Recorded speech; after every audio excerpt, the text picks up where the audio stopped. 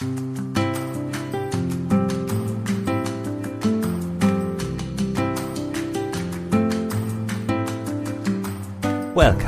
to 52 Weeks of Flow.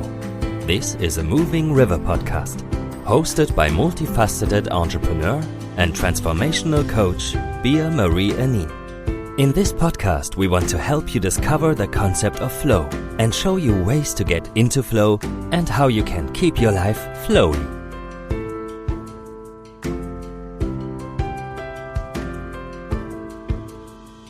Hello, and welcome to 52 Weeks of Flow, the podcast that delves into the depths of human potential and the transformative power of flow. I'm your host, Bea-Marie, and today I have a really special guest because we're going to talk about how to get better at life.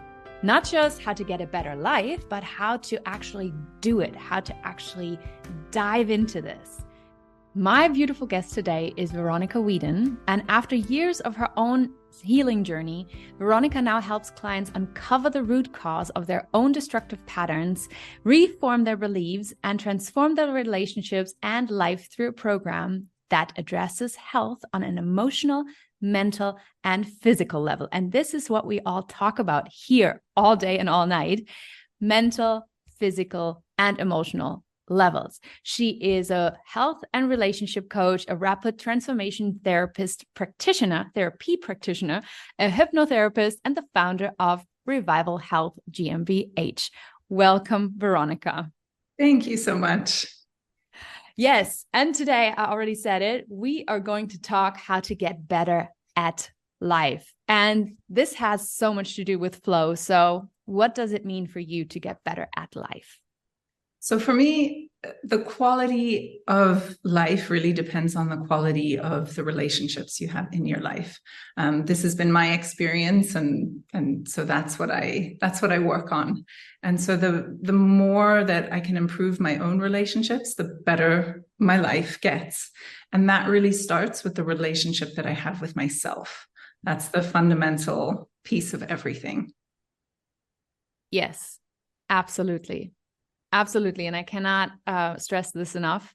A lot of people always look on the outside and see, oh, I need this partner to, tell me that I'm good enough, or I need this from here and I need this from there. But actually, we all have this already inside of us. So when somebody comes to you and tells you, I don't, in my past relationships, this and this happened and it never lasted. So how can I, what do I need to do to make my relationships last? Mm-hmm. Yeah. So it really does depend on the experience of the person and where they're at in their, I'm going to call it healing journey. But the crux of it is, and again, I base this off of my own experience and my life is, and what I have found is it's so important to go back to find the root cause. So it's less about what exactly happened in the relationship and more about why that happened. And especially if there's a pattern for it, because usually it's not just one unhealthy relationship. Mm-hmm. More often than not, there have been a string of them. And if we refer to romantic relationships, sort of an unhealthy pattern, but relationships apply to friendships and in the family and in the workplace and of course, romantic partners. Everything is about relationships and usually there's a pattern of less healthy relationships. And then the key thing that I have found is to really go back and find out, okay, why? Because the constant in all of that is you. And so what is it that led you into those situations in the first place? What is the root cause? Where's the origin of that pattern? And that's where I use the rapid transformation therapy or the hypnotherapy to help clients go back and really identify the root cause of it so that they can begin to heal and change the patterns moving forward. From your experience, what kind of feelings are the root cause for most problems in relationships? I'm not enough. So you mentioned it before. Because that's really the biggest one, because if we feel we're not enough, then we need more of something from somewhere else, whether that's from a partner, whether that's from alcohol, whether that's from drugs, whether that's from food, whether that's from, all of these are relationships, the relationship you have with food, the relationship, it's all. And so when we ourselves don't feel enough, then we look outside to fill the so-called void that we feel we have. And yeah, it's I'm not enough is really the underlying big one that always surfaces. And then there are other ones like I'm different, like I feel different from everybody else, or I'm unlovable, I'm unworthy of having what I want, I'm undeserving. But if you really look at it, all those things come back to I'm not enough. Mm. Yeah. And with I'm not enough, like this sentence or the feeling of not being enough, there comes so much fear. When I don't feel enough, like how can I be loved? The fear of not being lovable then. And also I think, or I feel, or in my experience, that fear is like a major, not catalyst, but it's like the fuel to, this just, I don't feel, yes, you can feel not enough, but then this fear that like comes from it, that like feeds from that feeling, it just blows it up so much. Mm-hmm. And then on top of that comes another fear, and then adds another fear and another fear and another fear. And all of a sudden we're sitting there with all of those, I'm going to call it fear vampires that just sucking out your energy constantly. And at the end, you're not doing anything anymore because you're just too afraid to then, when you're feeling not enough, then at some point you might go over the top and then you're too much. And then you're this, and then you're too this. And yeah, it's sort of the polarities and the overcompensation. And to your point, the fear, it's what I found, and I lived this too. Again, it's all my experience, my life. And then I see it, the similar patterns in others. It's the fundamental fear of being alone and the fear of abandonment. And then everything else, all the other fears are sort of layered on top of that. But the I'm not enough feeds the fear of abandonment and fear of being alone, the fear of rejection. And those are fundamental fears to debunk in order to really come home to your own sovereignty.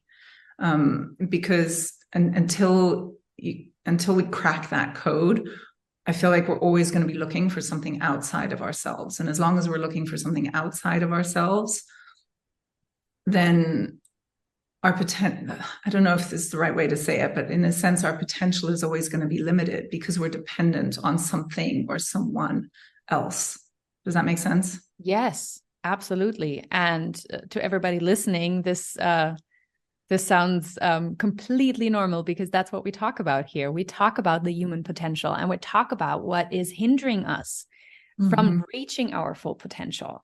And also what is hindering us from our flow, from our daily flow. And what you said, things like I'm not enough, I'm not lovable, all those fears that are blocking us, all those personas that jump in because of experiences that we have that just take away our life force, kind of, and just all our fears, our personas, everything, they're trying to keep us safe, trying for us to survive.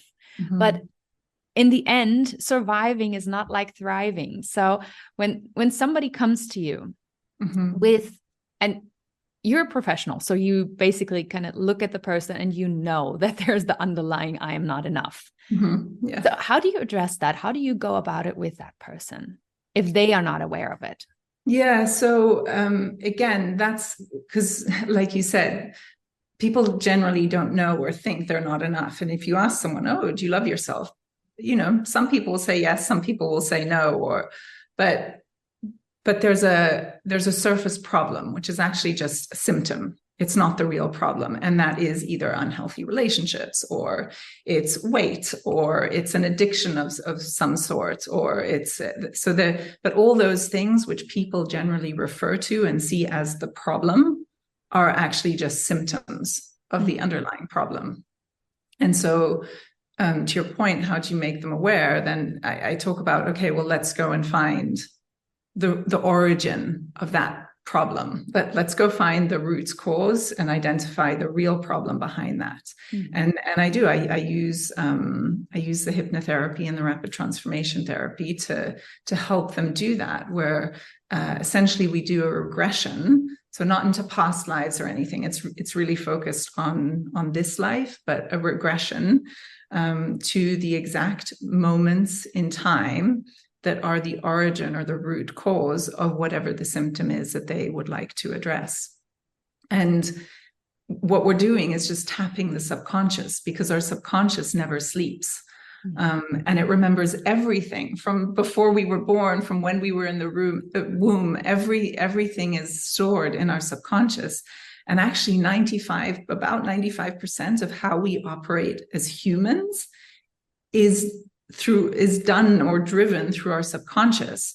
Because if you think about breathing, walking, opening a door, you don't think about how to do it, you just do it. And it's because how to is stored in our subconscious. We learned it a long time ago. The minute we came out, we were screaming, hopefully, or breathing, right? And it's like we knew how, and those are patterns in our subconscious, and that applies also to how we respond to certain situations and how we act or react in certain situations, and how we're able or unable to set boundaries for ourselves, and all of that. Our behavior is mostly driven through our subconscious. Very little is actually conscious decision making.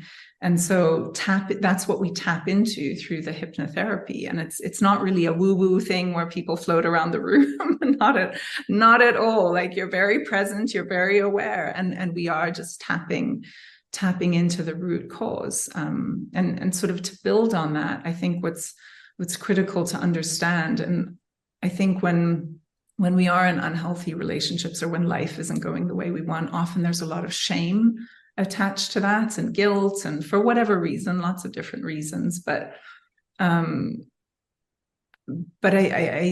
think it's really important for people to understand that why you do what you do is not your fault, because we live what we learn, and we learn what we live. And this is also what the process helps people understand is, and to your point before, you said it's to protect us, right? These fears, etc., to protect us. And it's because they were originally created for a purpose, because we needed them.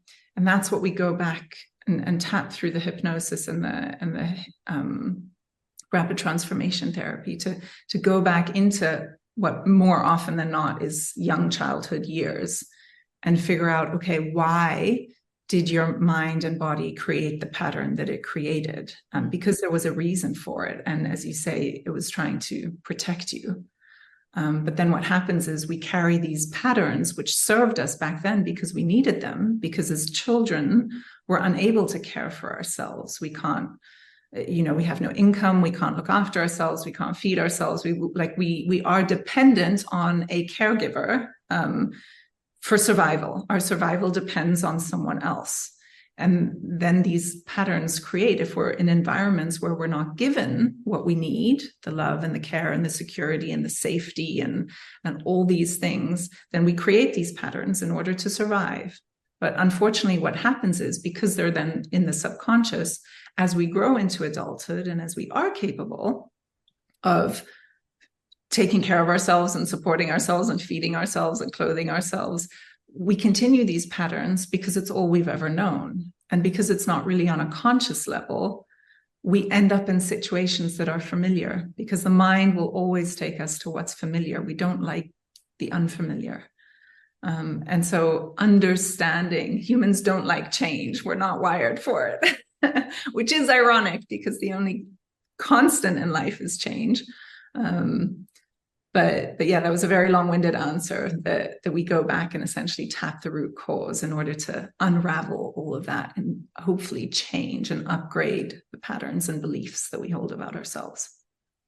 Thank you so much for this long answer, because there were so many points and I was like, yes, yes. And then I thought, when you said it's not our fault, it's not our fault. And that's, on the one side, I think this is really scary because some patterns we didn't really choose. When we were little, we just saw how our parents or caregivers or somebody reacted. And then we just adapted to that. We took that response or that kind of behavior and took that for, this is how you're human. This is how you react to conflict. This is how you react to whatever. And we just took it and used it as it was our own. Like we haven't learned what we live. Yes. Yeah.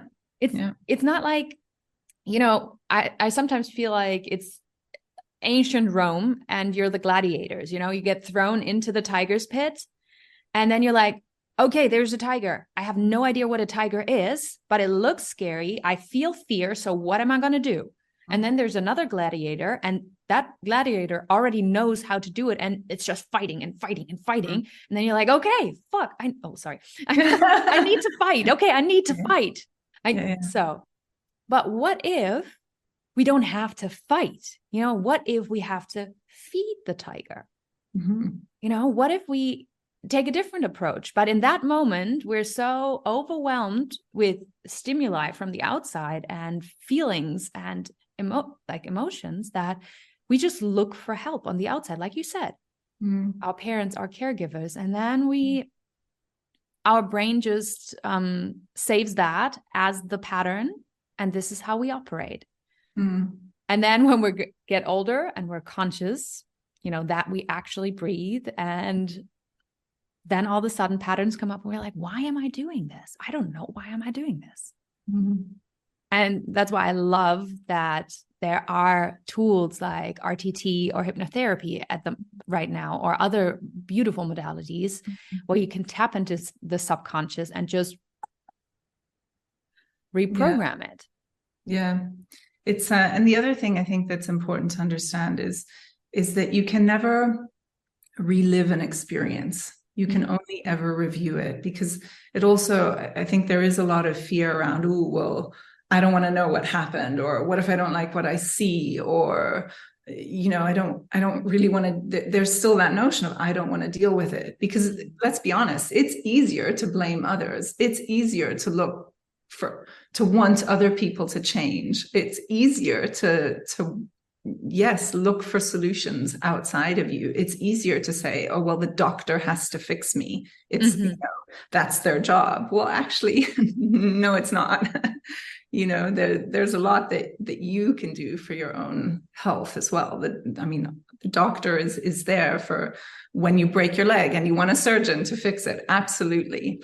But for chronic things and, diseases and recurring symptoms, the doctors can support, but we actually have so much control over our own health that people don't necessarily want to acknowledge or are ready to acknowledge yet. Yeah, because taking responsibility is hard and scary. Yeah. Yeah. I mean, if you would tell everybody that you can cure yourself from cancer, they would be like, no, I'm going to let him do it. I'm going to let her do it. Yeah. Because if they screw up, they screw up. Yeah. It's their fault. Yeah. Yeah. But if I'm the master of my own destiny and I can save my life, that's a lot of pressure.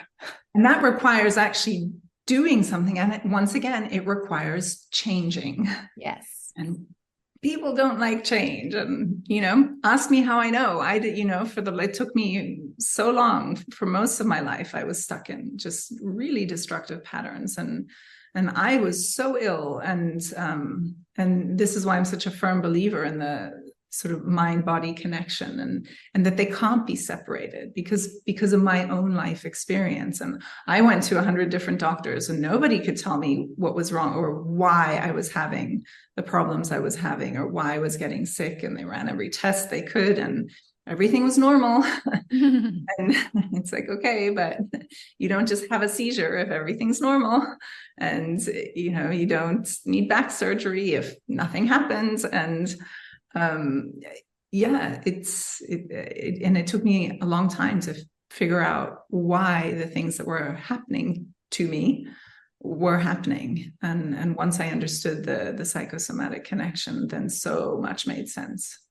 And once I really went and debunked my own history and why I ended up in the situations that I ended up in, then it was like a puzzle, and all the pieces just started coming together. And I had so many aha moments of, oh, that's what was going on back then. And oh, that's what was happening, and that's why that happened. And now I get it. Now I see it. And over time, everything just started to make more and more sense.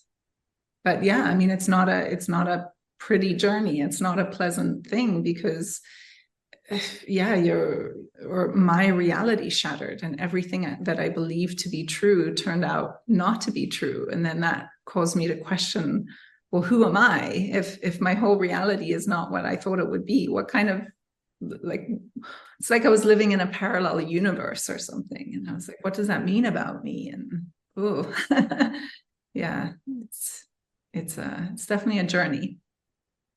Yeah. And like you said, not a pretty one. And we get taught by the media, by social media, by everything, that it needs to be pretty. It needs to look good. And if your healing journey doesn't look good, no, I'm not going to do it. No, it's not Instagram ready. I'm not going to do it. But you just said one thing that was like, oh, this is so good. I need to pick this up. And now it's just gone. It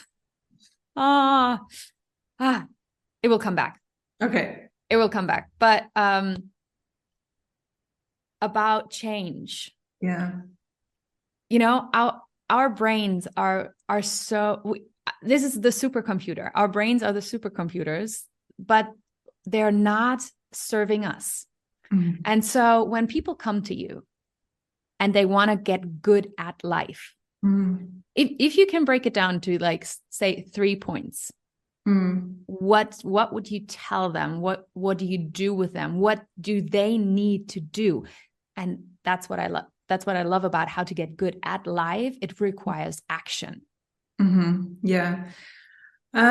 Break it down into, I mean, it's a big topic, but if I had to mention sort of 3 actionable steps, I guess, the one is, figure out the root cause, go debunk that fear and figure out why you're running the pattern the way you are. Because if you're unhappy in life, then that's an indication you're living out of alignment with your own values, which brings me to the point, get clear on your values. And often, and I used to think that I knew what I valued and what my core values were. But then when I really looked at my life, I wasn't living in alignment with any of them. I'll give you an example. Like, I thought, so respect was always really, really important to me. And I thought, well, I am living that value because I respect other people. And I did. I respected other people. The problem was I was letting everyone else disrespect me. So actually, it was like a one-way street, and that's not how values work. So if it's a core value, it's a two-way street. So it's respect of this, in my case, respect of the self first and foremost, and then respect of others. And I was only living one of those. I was by letting all these other people disrespect me. I wasn't respecting myself. And when I say letting, again, if people hear that, they're like, oh, but there's so much shame. And, it sounds like blame. And that's not what it's about. It's really going back to taking responsibility. If you pull that word apart, it just means an ability to respond to situations. And I feel like if you look at it that way, it becomes empowering versus something shameful or scary or so I would say get clear on your values, go back and find the origin of the patterns, why it is the way it is. And then to the third point, so you mentioned the brain is like a supercomputer. and your self-talk is the program that it's going to run. I think it was Jim Quick who said that, and I remember that phrase. I thought it was so good. And so pay close attention to how you speak to yourself, like the words that you use and the thoughts that you think, because the thoughts you think lead to behavior, and behaviors lead to belief, and it's this circle. So, and it becomes a self-fulfilling prophecy. And yeah, so I would say pay close attention to how you speak to yourself, because that will influence how you think about yourself, which will influence how you behave, which will influence what you believe. Yes, I love that. And that brings us to the action part, because in your actions, it always reflects like what you believe in, what you think about yourself, not about the world or anybody else, but what you believe about yourself. Yeah. And like you said about values, and respect. And when you only do it in a one-way street, only giving it to the outside, but not having it done to you, then this is also how you act. You will let people walk all over you. Yeah. And because again, it's not because none of us can control anybody else as much as we'd like to think we can, as much as we want to. And as much as, when it comes to unhealthy relationships, often, the other people, there are horrible people that do horrible things. That is the reality. But we can't change that. The only power that we have is the power to change ourselves. So what I had to learn, and it took me a long time to accept this, that if I wanted something different, if I wanted a different life, I had to do something different. I had to change. Because as much as other people harmed me, and as much as their behavior I felt should and needed to change, that was certainly not in my control, nor was it my responsibility to change anybody else's life, because you can't. And it was the process of letting go of that belief and taking responsibility, saying, okay, I want something different. So my behavior has to change, even though I truly believed, but I'm a good person and I'm doing the right things. And why don't they love me? And why are they treating me like this? And why is this happening? And why is this, why, like, why me? And, but that keeps you in the victim mentality. And again, it's not your fault that you're there. It wasn't my fault. But I still felt all this shame and guilt, and it took a while to work through it until I could sort of make that separation and go, okay, no, I'm the one who has to change. My behavior has to change. And at the end of the day, it was all about me. Because it was about self-respect, not about others disrespecting me. That happened, but that wasn't mine to change. I would change my situation by beginning to respect myself. Yes.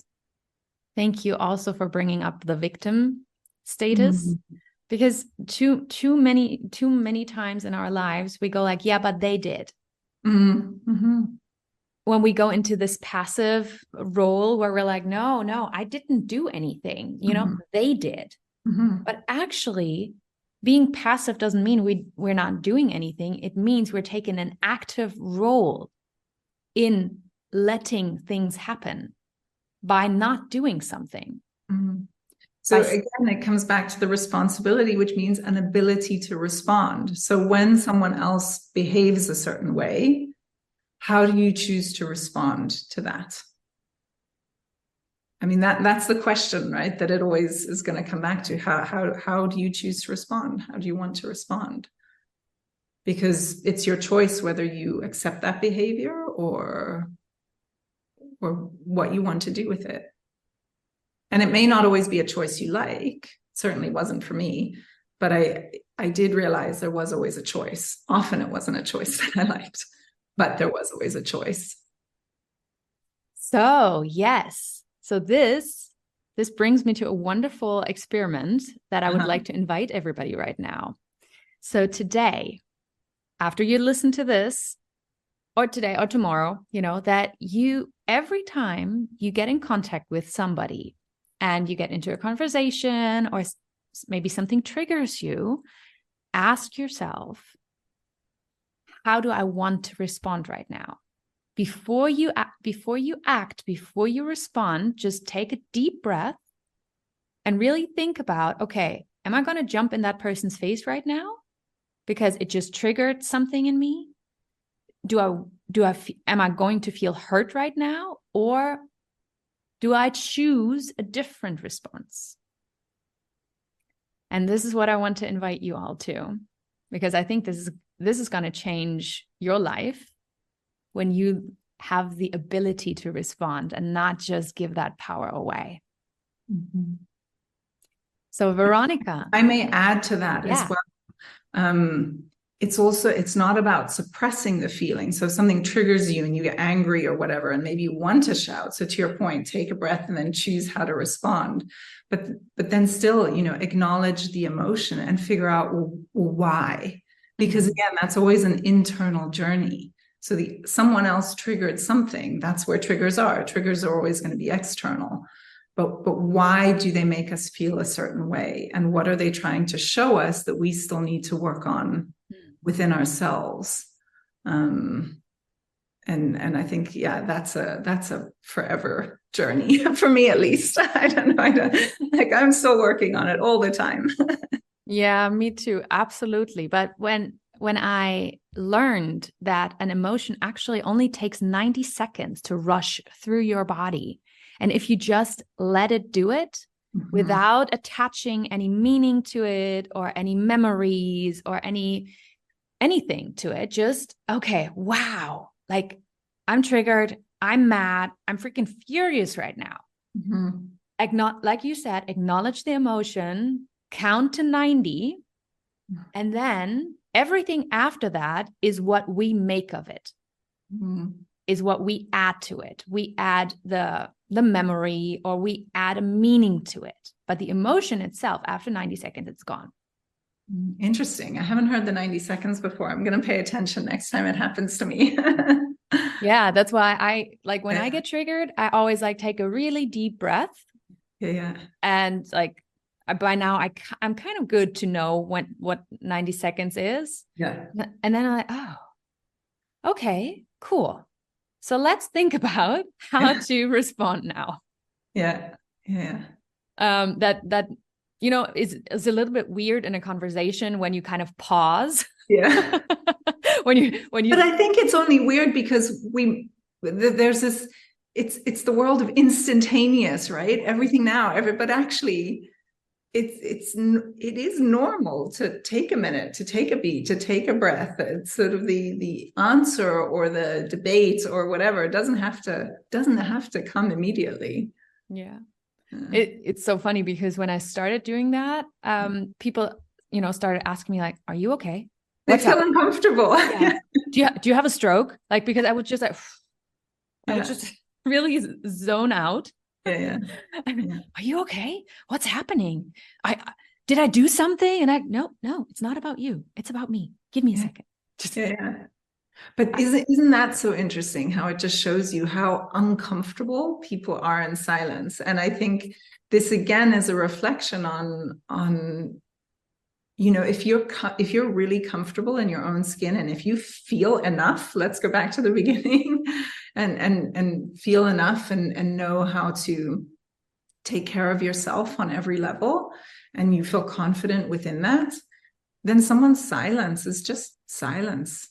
It doesn't make you uncomfortable because you're comfortable in your own silence and presence, and you don't need the constant stimulation or talk. And it's a really interesting thing. Yeah. Oh, I'm just nodding the whole time because I'm like, yes. Yes, absolutely. Our world is so loud that we're not used to silence anymore. Yeah. Even our kids, they grow up with this constant stimuli, and it's just constant noise level. Yeah. And then when, you bring them out into the nature, they're like, what's happening? Okay. What can I do? What are we doing? Just sit and listen. Yeah. Just be. Yeah. Yeah. Absolutely. All right. So let's come from this bubble into your bubble. Like, okay, where can people find you? Because I think your journey and what you do, what you teach is so incredible. So I want people to know where they can find you. And yes, shoot.